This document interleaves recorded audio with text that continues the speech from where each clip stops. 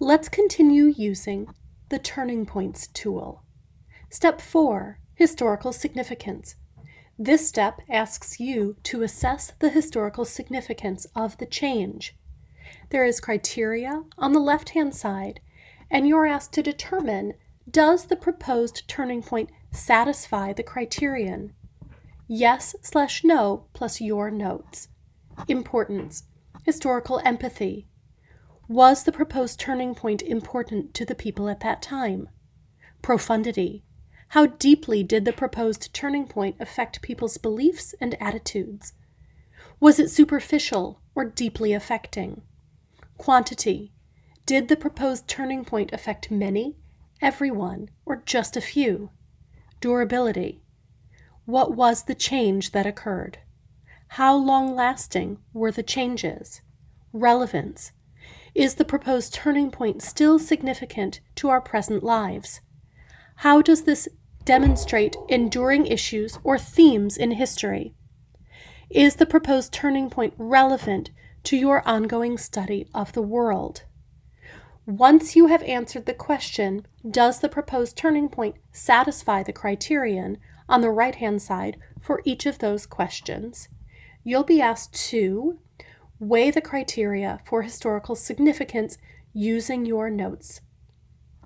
You'll answer why this proposed turning point might be considered historically significant, why this proposed turning point might not be historically significant, and was the proposed turning point historically significant? Yes or no, and answer because. Then you'll put it all together to move on to Step 5. Step 5, determine whether it can be considered a turning point. You'll be asked to review your answers to Steps 1 through 4. Evaluate whether the change that took place is or is not a turning point. Consider whether the changes were greater than the previous continuity of events and if the event was historically significant. Write a claim and provide evidence from this tool to support your evaluation. You have space provided below for your overall assessment. This point in history is or is not a turning point because. And again, the more detailed that you are in steps 1 through 4, the more successfully you will be able to write a thorough argument in answering step 5.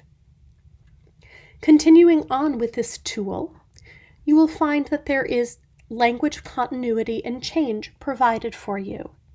Continuity and change adjectives and adverbs, continuity and change nouns, continuity and change verbs, and sentence starters. These will be helpful for you as you put together your argument and successfully write your claim for Step 5.